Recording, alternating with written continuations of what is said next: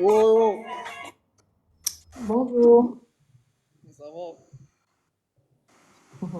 Bonjour. Vous êtes intéressé par le sujet que j'ai mis dans le titre? Vous êtes intéressé par la création d'entreprise? Oui, oui. D'accord. Parce que c'est le sujet que je vais aborder aujourd'hui.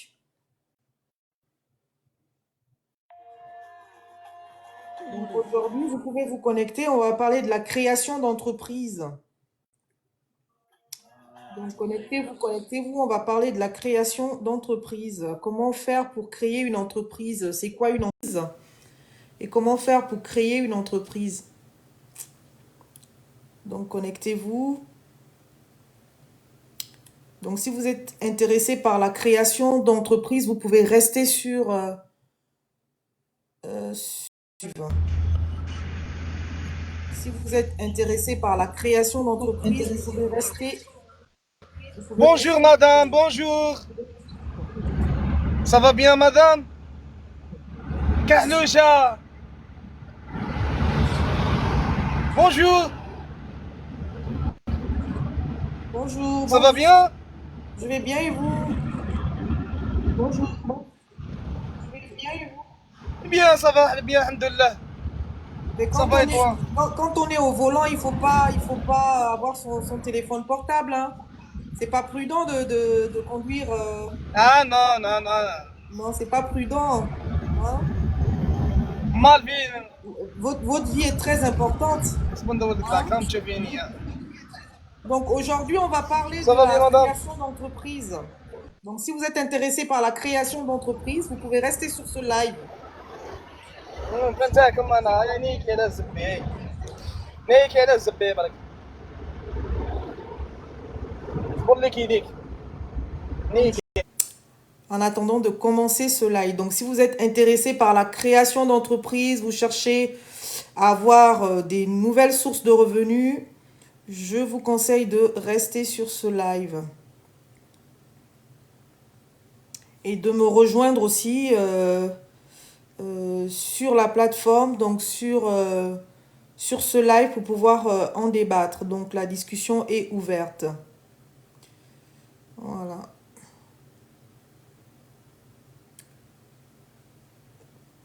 Donc voilà, voilà, voilà. Donc là, nous sommes à 25 personnes connectées. J'attends encore un tout petit peu avant de commencer. La création d'entreprise, qui est une notion très très importante. À défaut d'être salarié, à défaut d'être fonctionnaire, je vous conseille de créer votre propre entreprise pour pouvoir générer des revenus qui vous permettront de vivre. Donc voilà, donc c'est le sujet sur lequel je vais apporter quelques éclaircissements. Donc là, on est à 26, on n'est pas beaucoup, hein. Connectez-vous, connectez-vous. Connectez-vous, connectez-vous. Je vais peut-être attendre 50 personnes, hein.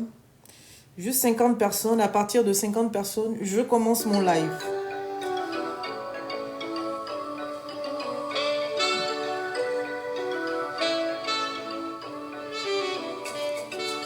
Donc à partir de 50 personnes, je commence mon live. Merci, merci à vous de vous connecter.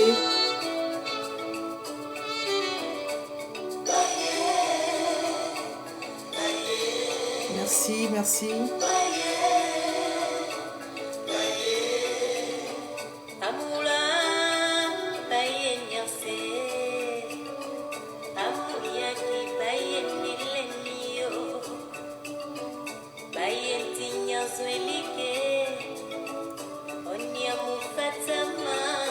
Merci, merci, merci à vous de vous connecter.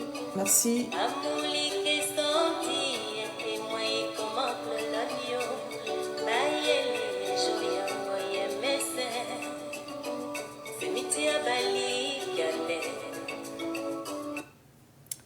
Merci à vous de vous connecter. Merci, merci, merci.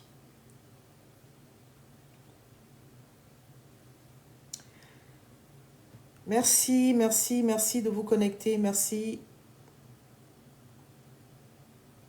Donc là, on est à 27, plus que 3 personnes. Et ensuite, je commence. Je ne vais pas attendre 1000. Merci de vous connecter. Donc, pour toutes les personnes qui sont intéressées par la création d'entreprise, voilà, vous pouvez vous connecter. Ce live vous concerne. Donc, je me présente, Elodie Mabika Sauze. Je suis avocate, juriste de formation. Je suis également enseignante. Donc, aujourd'hui, j'ai à cœur de vous donner quelques outils pour pouvoir monter votre propre entreprise. Comme vous le savez, quand on est enfant, on est pris sous la sécurité de nos parents. Ce sont nos parents qui prennent en charge tous nos besoins de première nécessité, c'est-à-dire qu'on n'a pas à s'inquiéter sur comment se vêtir, comment se loger, comment se nourrir, comment se soigner. Et puis, quand vient l'âge adulte, donc il est tout à fait normal qu'on quitte la cellule familiale, qu'on aille se chercher et qu'on aille avoir nos propres sources de revenus.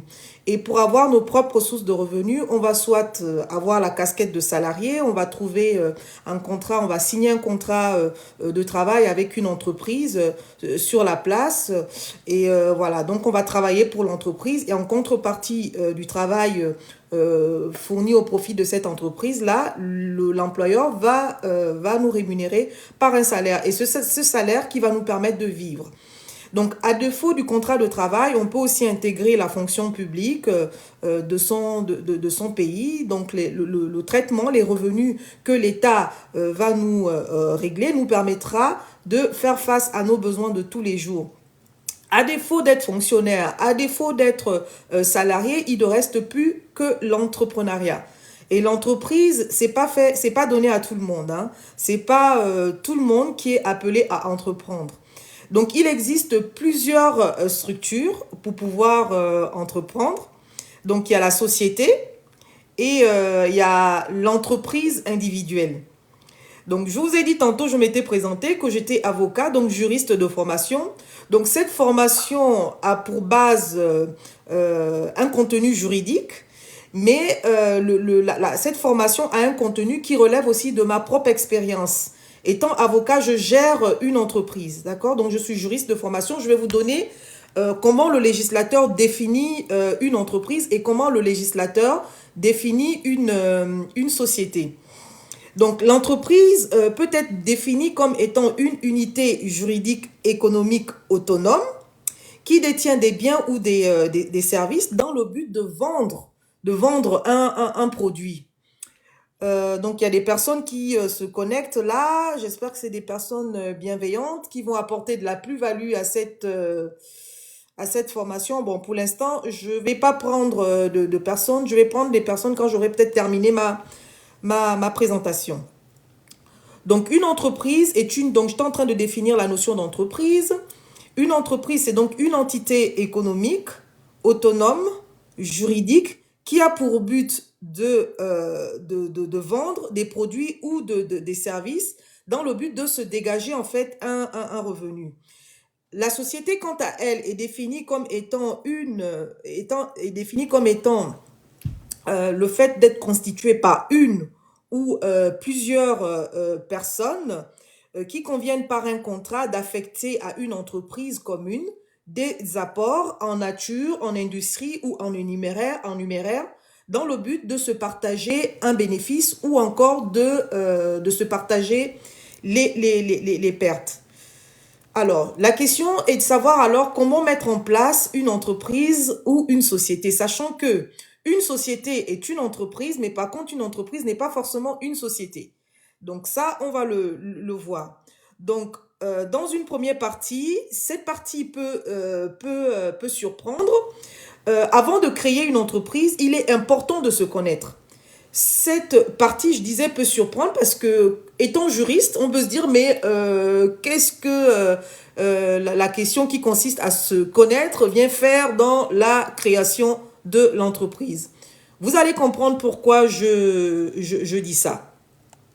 Il est important de se connaître, de connaître ses valeurs Parce que les valeurs que l'on a intrinsèquement, ce sont ces valeurs-là qu'on va transférer à notre entreprise. Sachant que une société, ou surtout une société, c'est une personne morale. C'est une personne morale qui se distingue en théorie de notre personne physique. Mais quand on crée une personne morale, en général, la personne morale que l'on crée nous ressemble parce que c'est nous qui allons être amenés à gérer cette société. Donc, il est très important de se connaître, de connaître ses valeurs. Donc, par valeur, il y a valorisation. Par valeur, il y a le mot vaillant.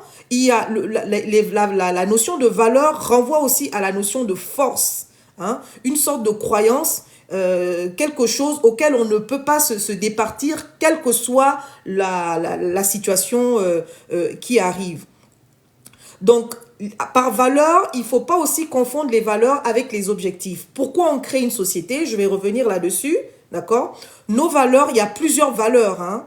Il y a plusieurs valeurs, ça peut être la détermination, ça peut être l'humanité, ça peut être la bienveillance, ça peut être les diligences. Donc voilà, il est important de se définir et de savoir quelles sont nos valeurs pour pouvoir entreprendre, pour pouvoir décider de créer une entreprise. Donc nos valeurs constituent en quelque sorte un guide, ce qui va nous motiver à entreprendre, qui va nous motiver à rester dans l'entreprise, peu importe ce qui va arriver. Donc, c'est important de savoir qui on est. Nos valeurs, une fois identifiées, donc il est important, je disais, d'identifier nos propres valeurs, parce que nos valeurs constituent un guide. Ce sera notre guide, en fait. D'accord? Donc, c'est très important. Donc, j'ai cité comme valeur, il y a la persévérance, il faut être persévérant, parce que dans le milieu de l'entrepreneuriat, on a affaire à des concurrents qui peuvent nous faire des coups bas. Parfois, le client n'est pas généreux avec nous. Donc, il y a des choses auxquelles on peut être confronté et qui peuvent nous amener à abandonner. Donc, c'est important d'avoir la persévérance comme valeur. C'est important d'être bienveillant. La bienveillance va nous aider avec nos clients. C'est une qualité qui va nous aider à entreprendre, à avoir une bonne relation avec la clientèle. Il faut être humain parce que le service, on l'apporte à autrui. On l'apporte à nos prochains. Donc, il faut avoir des qualités humaines. Il faut avoir une certaine régularité également. Parce que quand on veut entreprendre, il ne s'agit pas de faire une seule action et puis demain abandonner. Donc, il faut avoir une certaine régularité, une certaine ponctualité. Et quand on veut entreprendre, il faut aussi avoir la valeur de travail. Quelqu'un qui déteste travailler ne peut pas entreprendre. Donc, le travail est une valeur. Donc, il faut affectionner la valeur travail. Donc, il faut être assidu. Aussi, il faut sonder les raisons pour lesquelles on veut entreprendre. Donc, sur ce point, je vais revenir dessus. Donc, sur le pourquoi, je vais revenir sur ce point-là. Mais c'est important. Donc, ça, je pense que vous l'avez retenu. C'est important de savoir qui on est. Qui on est lorsqu'on veut se lancer dans l'entrepreneuriat. C'est important d'identifier quelles sont nos valeurs. Donc, il y a plusieurs valeurs. Hier encore, je travaillais sur les valeurs. J'en ai répertorié 10. J'ai fait des recherches sur Internet. Je suis tombée sur 50 valeurs. Dans le monde, il y a plusieurs valeurs et toutes les valeurs se valent. Donc, c'est important. Il y a des valeurs qui sont importantes pour l'entreprise, par exemple, qui ne vont pas être importantes pour le mariage. Voilà. Il y a des valeurs qu'il faut avoir dans le mariage et qu'il ne faut pas avoir, par exemple, dans l'entreprise. Donc, c'est important d'identifier les valeurs qu'on va pouvoir exercer dans l'entreprise, mais qu'on ne va pas forcément apporter dans notre ménage, dans notre foyer. Donc, c'est important. C'est important d'identifier ces valeurs. Donc, d'un point de vue juridique, je dirais que c'est important d'identifier ces valeurs parce que lorsqu'on n'identifie pas ces valeurs, ça peut être une cause. Ça peut être une cause de redressement judiciaire. Ça peut être une cause de faillite de l'entreprise. Voilà. Parce que si vous êtes quelqu'un qui a plein de défauts, qui n'a pas conscience de ses valeurs et que vous transposez tous vos défauts au sein de l'entreprise, il y aura des dysfonctionnements au sein de l'entreprise parce que peut-être que vous confondez les caisses de l'entreprise avec votre poche personnelle. Donc, ça va vous amener à être en cessation de paiement. D'accord? Donc, c'est important d'identifier vos qualités pour en faire des forces lorsque vous allez entreprendre. Ne pas aller dans l'entrepreneuriat avec des faiblesses ou avec des défauts. Voilà, on est des humains, hein, on a tous des défauts. Des défauts souvent que nos proches mettent en avant, des défauts que souvent notre environnement identifie, ce qui fait que nos qualités souvent ont tendance à être relayées en arrière. C'est-à-dire ce qui est en avant, c'est nos défauts parce que tout le temps, notre entourage nous rappelle nos défauts. Donc quand on veut entreprendre, il est important d'identifier, de faire ce travail d'identification de nos valeurs. Donc, ça, le deuxième point, c'est quand on veut entreprendre, il faut être en mesure de répondre à la question pourquoi. D'accord? Pourquoi on veut entreprendre? Donc, dans le mot pourquoi, il faut essayer de le scinder en deux. Donc, vous avez le pourquoi, P-O-U-R, donc Q-U-O-I. Donc, vous mettez pour et quoi. D'accord? Donc, pour, ça va être la cible. Donc, vous cherchez à entreprendre pour la cible. Donc, vous mettez pour et quoi, d'accord? Donc, pour, ça va être la cible. Donc, vous cherchez à entreprendre pour la cible. Et on entreprend pour avoir des revenus. Donc, on entreprend aussi pour soi. On entreprend pour une cible donnée, pour une clientèle donnée, pour des consommateurs donnés. On entreprend aussi pour soi. Parce que, en contrepartie du produit qu'on va concevoir en fonction des besoins de la cible, on aura des revenus qui nous permettront de vivre. D'accord? Donc, le pourquoi, pour la cible, pour soi, et le quoi, c'est le produit. D'accord? Le quoi, ça va être le produit. Et le quoi, donc ce produit, il doit être élaboré en fonction des besoins de la cible. Faites attention à ne pas vous lancer dans l'entrepreneuriat en créant un produit qui pour votre propre plaisir. C'est-à-dire que vous vous dites, oui, ce produit, il me plaît, alors je vais le mettre sur le marché. Vous ne mettez pas sur le marché un produit qui vous plaît.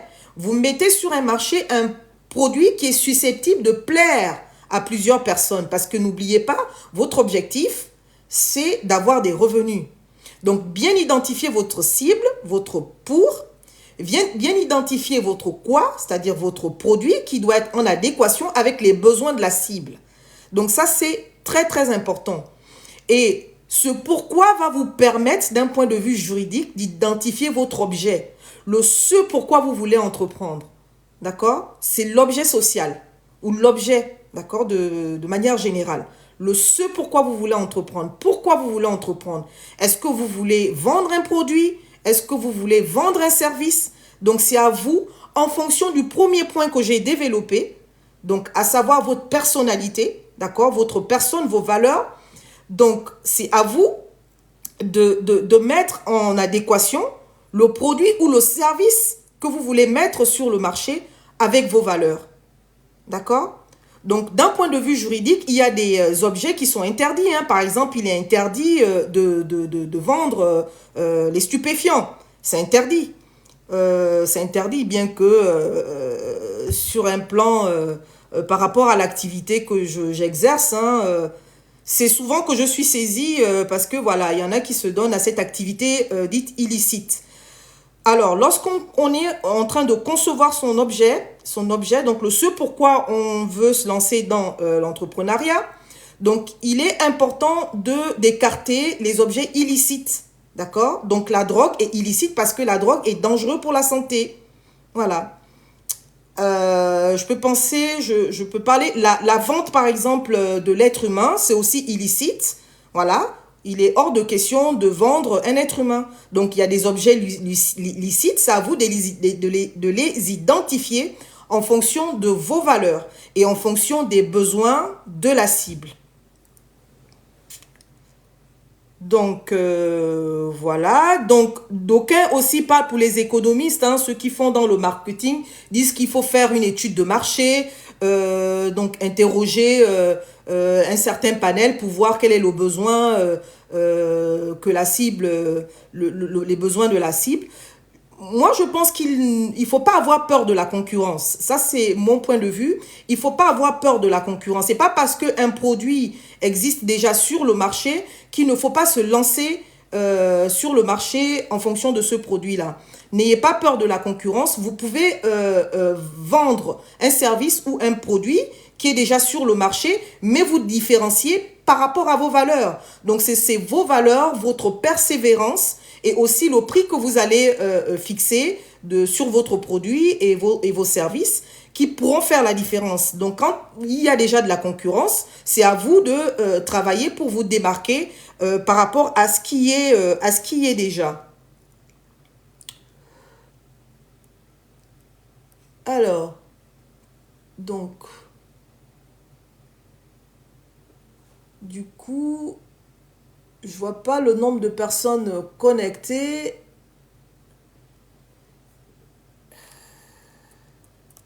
Donc, sur ce live, on parle de la création d'entreprise.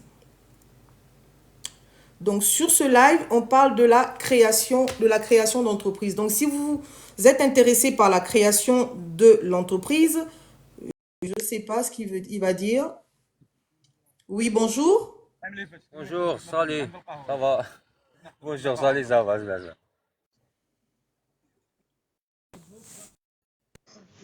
Bonjour. Bonjour, vous Hello. êtes intéressé par ce live? Comment? Est-ce que vous êtes intéressé par ce live? Oui, oui. L'âge. Vous êtes intéressé par la création d'entreprise? Comment? Vous êtes intéressé par la création d'entreprise? Pourquoi? Pour l'âge? Non, vous avez quel âge? 24 ans. 24 ans. Et vous faites quoi dans la vie? Non, non, un agent qui...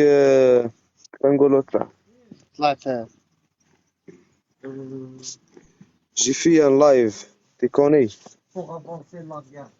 Pour un autre, l'âge, peut-être 15 quoi. D'accord. Et vous travaillez où? J'ai travaillé en boucherie. Mais maintenant, Vous êtes salarié ou vous êtes salarié, c'est ça? oui, Et vous envisagez de créer une entreprise? oui, oui.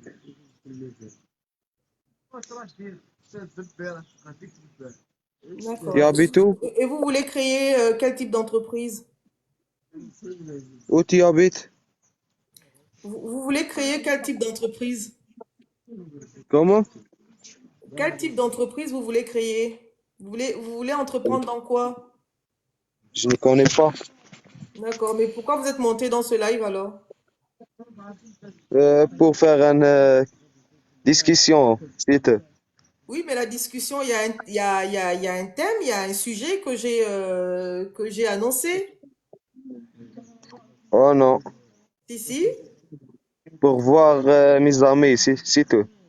Ah, d'accord. Non, mais donc, est-ce que vous pouvez vous déconnecter? Parce que le sujet porte sur la création d'entreprise. J'ai connecté, normal. D'accord. Tu habites où? Alors, donc, du coup, je vais continuer alors l'exposé, hein. Donc, j'ai terminé Oui, avec le pourquoi. Donc, pourquoi on veut créer une entreprise. Donc, j'ai répondu. Donc, c'est important de savoir que c'est pour soi et c'est pour la cible. Et le quoi, oui, c'est oui, j'ai connu. ce pourquoi on veut entreprendre, c'est-à-dire le produit. Et le produit doit être en corrélation avec ses propres valeurs et avec la cible, les besoins de la cible. Donc, il doit y avoir une corrélation entre ses propres valeurs et la Oui, cible. oui, Voilà, donc c'est important.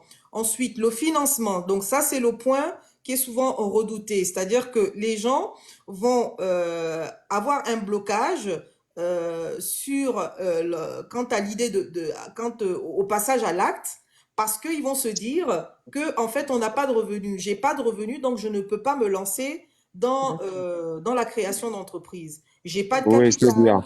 j'ai pas d'argent. Donc voilà, c'est un peu le serpent qui se mord la queue, alors qu'en principe, on crée une entreprise c'est pour créer de l'argent. Et comme ben, je n'ai pas l'argent, mais je ne peux pas créer d'entreprise. Il faut savoir qu'il y a des entreprises qui se créent sans argent. Voilà. Oui, oui. Maintenant, avec les réseaux sociaux, je prends l'exemple des réseaux sociaux, mais Ah il y a oui, bien oui. d'autres activités hein, que l'on peut créer sans apport personnel, sans apport, voilà, sans capital, tout simplement. Oui, Donc, oui. n'ayez pas peur ne vous faites pas de blocage en vous disant d'entrée de jeu, ben, je ne peux pas entreprendre, je ne peux pas créer Oui. une entreprise parce que je n'ai pas d'argent. C'est une fausse croyance, une croyance bloquante qui vous empêche de passer le cap. Donc, ça c'est un. Le second point, c'est que si vous vous lancez dans une création d'entreprise qui nécessite forcément un fonds de démarrage, recherchez dans le pays dans lequel vous résidez si l'État ne prévoit pas des Pour se former. subventions pour des personnes qui, comme vous, cherchent à entreprendre. Donc ça existe. Donc l'État souvent prévoit un budget pour pouvoir aider les jeunes entrepreneurs à se lancer dans leur création d'entreprise. Donc, allez-y vous renseigner au tribunal de commerce, vous pouvez vous renseigner, vous pouvez aussi vous renseigner peut-être à la chambre de métier, voilà, à tout ce qui concerne les organismes qui sont liés à l'entrepreneuriat. Allez-y, rapprochez-vous de ces organismes-là ou prenez même Je contact connais, oui. avec un avocat qui est spécialisé en droit commercial. Il peut peut-être vous renseigner sur les différentes subventions qui existent pour démarrer une entreprise. Donc des subventions qui vont Attends. pallier à Euh, cette question de je n'ai pas l'argent pour pouvoir faire un match commencer. et Je n'ai pas ensuite, comme ça. l'argent pour pouvoir commencer. Ça, c'est quelqu'un qui essaye de se connecter. Voilà, des Oui, subventions qui permettront donc de pallier à ce blocage qui consiste à se dire, ben, je n'ai pas l'argent, je ne peux pas me lancer oui, oui. dans la création d'entreprise. Il y a aussi, vous savez, il y a, donc je disais dans mes propos introductifs qu'il faut faire la D'autres différence choix. entre l'entreprise et la société. Quand on veut entreprendre tout seul, c'est vrai que en société, il existe des modes ou encore des formes de société dans lesquelles on peut entreprendre à titre personnel. Je pense à l'entreprise, à la société à responsabilité limitée unipersonnelle. Mais si on veut pas se mettre en société parce qu'on veut pas s'encombrer de la rédaction des statuts, etc., et qu'on trouve que c'est trop lourd de monter une société, on peut se mettre en entreprise individuelle. Mais si toutefois on a autour de soi des personnes qui partagent la même vision entrepreneuriale que nous et qu'on n'a aucune difficulté à s'associer, n'hésitez pas à vous associer parce qu'en vous associant, vous réglez la question de l'apport ou encore du défaut de financement. C'est-à-dire qu'à vous seul, vous n'avez pas de moyens financiers pour pouvoir avoir un capital, mais en vous associant avec une autre personne, probablement cette personne aura peut-être des capitaux qui vous permettront de démarrer votre entreprise. Donc à ce moment, la structure juridique vers laquelle vous devrez vous orienter, c'est plutôt la société. Ça peut être par exemple une SARL. Donc là, il va avoir donc la notion d'apport, hein, donc l'apport en numéraire, l'apport en nature, l'apport en industrie. Donc pour ceux qui connaissent pas donc les notions d'apport, donc pour ce qui est de l'apport en nature, il faut entendre par là les apports effectués donc par les associés fondateurs qui peuvent être des biens matériels, ça peut être une voiture, ça peut être un local. Ensuite, il y a l'autre catégorie d'apport appelée donc l'apport en numéraire qui renvoie donc à la valeur monétaire, donc qui est une somme d'argent. Excusez-moi, j'ai quelqu'un qui tente de monter là, je ne sais pas qui c'est. Attendez. Je vais refuser pour le moment. Donc voilà. Ensuite, donc il y a l'apport en nature. J'ai donc dit ce que c'est, qui renvoie donc à tous les biens immatériels. Refusé, pardon. Ensuite, il y a l'apport en numéraire qui renvoie donc à à la valeur monétaire, donc à l'apport d'une somme d'argent. Ça peut être 100 euros, exemple 1000 euros, exemple 15 000 euros, en fonction de vos moyens, vous apportez, vous transférez à la société cette somme d'argent. Et ensuite, la dernière catégorie d'apport, il y a l'apport en industrie qui est en réalité votre savoir-faire, vos compétences que vous allez donc mettre au profit de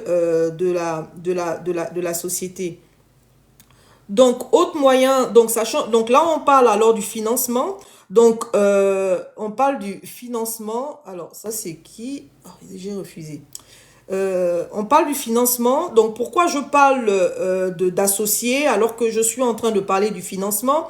Parce que en vous associant, vous allez donc faire appel à d'autres sources de revenus, à une autre source de revenus venant de votre associé. Peut-être que vous n'avez pas de moyens financiers, vous n'avez que votre apport en industrie, votre talent, votre savoir-faire.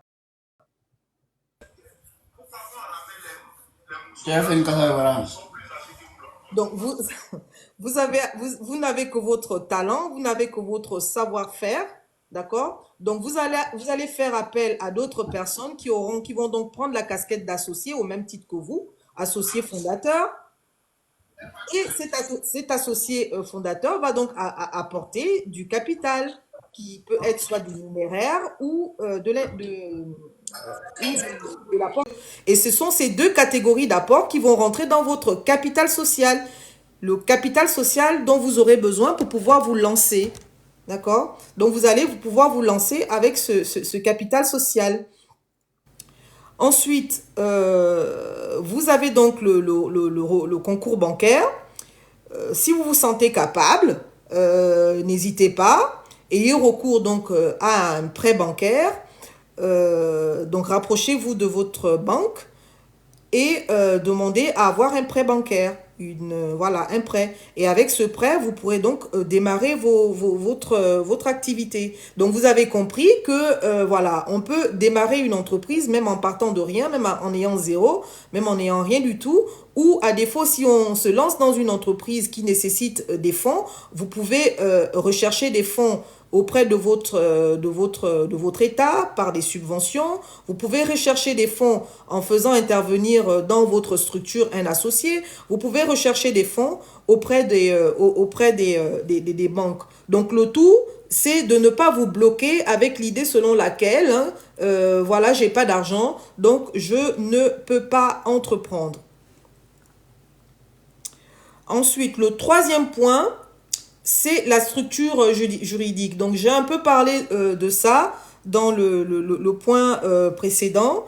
Donc, soit vous décidez d'entreprendre dans le cadre d'une entreprise individuelle, soit vous décidez d'entreprendre dans le cadre d'une société. Donc, c'est à vous de savoir et en fonction de vos propres valeurs.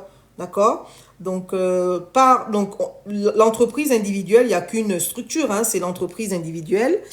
Et elle ne nécessite pas forcément de formalisme complexe pour pouvoir la mettre en œuvre, ce qui n'est pas le cas de la société. Déjà, la société, il faut choisir sa forme parce qu'il existe un panel multiple de formes sociales. Donc, on a les sociétés dites de personnes et les sociétés dites de capitaux.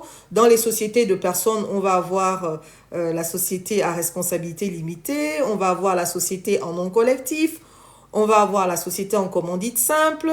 Donc, vous allez choisir une de ces formes sociales en fonction de la responsabilité que vous voulez mettre dans la société. D'accord? Si la responsabilité que vous voulez mettre dans la société, vous la voulez limiter, je vous conseille plutôt d'aller vers une société à responsabilité limitée. Pourquoi? Parce que dans cette forme de société, en cas de faillite de la société, les créanciers de votre société ne viendront pas vous chercher sur votre patrimoine personnel. D'accord? Mais pour les deux autres formes sociales dites de personnes, à savoir la société en nom collectif et la société en commandite simple, je ne vais pas trop rentrer dans les détails pour ce qui est de la société en commandite simple.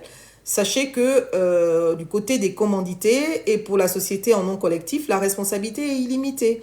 Donc, dans cette forme de société, les associés répondent indéfiniment et solidairement des dettes sociales. C'est-à-dire que lorsque la société est endettée, les créanciers pourront vous poursuivre personnellement. Il n'y a pas de barrière entre la personne morale que vous créez et vous en tant que personne physique. Donc, il n'y a pas de personne d'étanchéité, il n'y a pas de séparation. Quant à la notion de responsabilité, vous êtes responsable au même titre que la société. Voilà, donc il y a tout un mécanisme, hein. Donc là, je fais un peu simple, c'est-à-dire que le créancier, avant de vous poursuivre personnellement, doit d'abord attaquer la société. C'est quand l'insolvabilité de la société est retenue que le créancier pourra venir vous chercher personnellement. Donc, si vous ne vous sentez pas capable d'assumer ce type de responsabilité, optez plutôt pour des sociétés à risque limité, à savoir la société à responsabilité limitée. Après, il y a les sociétés dites de capitaux. Dans les sociétés de capitaux, donc ces sociétés existent même en droit africain, hein. Donc, l'OHADA consacre les différentes formes sociales que je suis en train d'évoquer, hein. Donc ça, c'est valable aussi pour le droit africain, c'est-à-dire pour les personnes. Et d'ailleurs, tout ce que j'ai dit là est valable pour les personnes qui résident en Afrique, particulièrement dans les pays qui se sont inspirés du droit français. Donc, on a les sociétés dites de capitaux, donc à savoir la société anonyme, la société en commandite par action et la société par action simplifiée. Donc, dans toutes les sociétés de capitaux, ce qui est intéressant, c'est que la responsabilité des associés est toujours limitée au montant du capital social, au montant de l'apport effectué au sein du capital social. Donc, voilà. Donc, c'est à vous, en fonction de vos objectifs, en fonction de ce que vous voulez engager comme type de responsabilité dans la société, de choisir la forme sociale. Donc, une fois que vous avez fait ce travail-là, c'est-à-dire vous avez identifié vos valeurs, vous avez identifié votre pourquoi, vous avez identifié votre objet, vous avez vous avez retenu également votre forme sociale. Pour ceux qui veulent se lancer dans les sociétés, il va falloir passer à l'étape suivante, c'est-à-dire la rédaction des statuts. Pour rédiger vos statuts, vous pouvez faire appel à un avocat, à un professionnel du droit qui va vous rédiger vos statuts. Après, si vous avez quelques connaissances juridiques, n'hésitez pas, vous pouvez rédiger vous-même vos statuts. Et la dernière étape pour pouvoir créer votre entreprise, c'est de enregistrer ou immatriculer vos structures, que ce soit l'entreprise individuelle ou la société. Donc, l'immatriculation est très importante parce que, voilà, votre entreprise ou votre société va évoluer dans un territoire donné. Et sur ce territoire-là, il y a, dans ce territoire, il y a des règles. Donc, c'est important de créer une structure qui va être en conformité avec ces règles. Donc, c'est important. Oui, j'ai dit, vas-y. Donc, c'est important de déclarer auprès des autorités compétentes l'existence de votre société. Bon. C'est important Oui, vas-y. donc, c'est important de déclarer, d'enregistrer votre société auprès des autorités compétentes. Donc, pour ce qui est de l'entreprise individuelle, de la société, c'est cet enregistrement ou cette immatriculation qui va conférer à votre société ce qu'on appelle en droit la personnalité morale. Par exemple, si vous décidez de créer une société à risque limité, si vous ne vous enregistrez pas, si vous ne procédez pas à l'immatriculation de cette société, vous n'avez pas de personnalité morale. Donc, vous ne pourrez pas bénéficier du statut de la protection qui consiste à dire que vous avez une responsabilité limitée. Si vraiment vous voulez donner force à votre responsabilité limitée, il est donc important d'enregistrer votre statut. Donc, d'enregistrer, pardon, votre structure nouvellement créée. Oui, oui. Donc, c'est important donc de s'immatriculer, c'est important donc de s'enregistrer. C'est important de s'enregistrer parce que l'enregistrement va conférer la personnalité morale. Alors, j'ai des personnes qui se connectent à ce live qui n'ont aucune connaissance sur le live. Je ne sais pas tout ce que vous voulez nous partager, mais soyez bienveillants. Soyez bienveillants. C'est terrible. Bah, oui. Speak Arabic, Du speak coup, Arabic. Wala from alors, du coup, speak English. j'étais en train de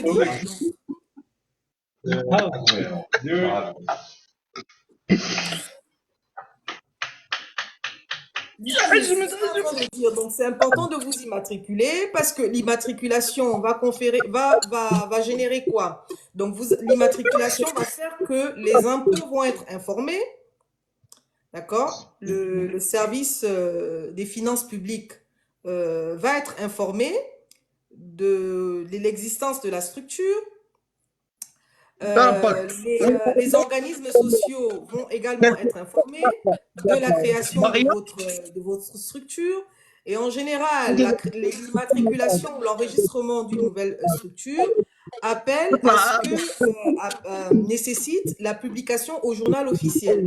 Donc, des partenaires, des potentiels clients vont également être informés de la création de votre structure. Donc, c'est important. Quand on évolue dans un milieu donné, donc c'est important de finir la création de votre entreprise ou de votre structure par l'enregistrement, parce que c'est ce qui va déclencher l'impôt, c'est ce qui va déclencher le paiement des cotisations à la retraite ou aux différentes assurances, etc. Donc, c'est important. Le défaut d'enregistrement, le défaut d'immatriculation peut entraîner une sanction. D'accord? Peut entraîner des sanctions. Si, par exemple, derrière, si vous hasardez à embaucher des salariés, malheureusement, ces salariés ne seront pas déclarés. Ils pourraient être poursuivis sur la base du travail dissimulé. Vous voyez, le travail dissimulé qui est une infraction pénale. Donc, vous allez vous retrouver devant un tribunal correctionnel alors qu'au départ, votre intention était louable, c'est-à-dire de créer une entreprise pour pouvoir générer des revenus. Et donc, vous voilà maintenant devant le tribunal correctionnel parce que vous avez embauché une personne au black, comme on dit. C'est-à-dire, vous avez eu recours au travail dissimulé. Donc, c'est important de finir le processus de création de l'entreprise par l'enregistrement ou l'immatriculation. Donc, voilà ce que je pouvais vous dire sur la création d'entreprise. Je vais terminer mon propos en vous encourageant à rester dans l'apprentissage. Parce que quand on crée une entreprise, c'est vrai. Quand on crée une entreprise, on a fait un travail, on sait qui on est, on a identifié nos valeurs. On a identifié le pourquoi, on sait pourquoi on veut entreprendre pour nous, on veut entreprendre pour satisfaire les besoins d'une clientèle, d'une cible, on a identifié nos produits, on sait quelle structure juridique dans laquelle on va entreprendre, d'accord? On a immatriculé notre société ou notre entreprise, mais ça ne suffit pas. Donc, il y a plein de choses qui vont intervenir pour que l'entreprise puisse perdurer dans le temps. Vous savez, la persévérance, pour qu'on soit persévérant dans le temps. Donc, je vous exhorte, je vous encourage, mais vraiment à rester dans l'apprentissage parce que qui dit entreprendre dit la comptabilité, dit les chiffres, c'est-à-dire vous allez être amené à vous accommoder avec les chiffres. Parce que quand l'argent va commencer à rentrer, voilà, qui dit argent dit valeur monétaire, dit un chiffre. Donc voilà. Donc ça veut dire que voilà, il y aura un comptable qui va intervenir. Peut-être que vous n'avez pas suffisamment de revenus dans un premier temps pour que le comptable puisse faire votre comptabilité de A à Z. Donc vous allez peut-être faire votre comptabilité de A à M, mais de M à Z, c'est le comptable qui va prendre le relais. Donc du coup, il y a des choses qu'il va falloir faire. Et si vous ne savez pas le faire, il va falloir donc vous former. Et le domaine dans lequel vous entreprendre, peut-être que vous n'avez pas suffisamment de connaissances, donc allez vers l'information pour vous former. Aussi, pour avoir un peu plus de visibilité, Donc, le marketing, etc., c'est des choses que tout le monde ne sait pas. Donc, allez-y vous former sur comment avoir un peu plus de visibilité sur Internet ou dans le milieu, dans l'environnement dans lequel vous voulez que votre entreprise évolue. Donc, allez-y vous former. Donc, ça, c'est important. D'accord? Et même, qui dit entreprise dit aussi avoir quelques connaissances en droit. Voilà, parce qu'on ne peut pas faire tout et n'importe quoi quand on veut entreprendre. Il y a le droit qui est là pour régir aussi les entreprises, que ce soit une structure privée. Donc voilà, donc il faut avoir quelques connaissances en droit. Donc je termine cette formation en disant que la chance, d'accord, c'est l'opportunité qui rencontre la préparation. Je répète, la chance, c'est l'opportunité qui rencontre la préparation. Donc, si vous êtes là, c'est que vous préparez. Donc, continuez de vous préparer par la formation, continuez de vous préparer en cherchant des formations et un jour, vous allez passer. Je vous souhaite beaucoup de courage. Donc, s'il y a des personnes qui veulent voilà, interréagir sur ce thème, vous êtes la bienvenue.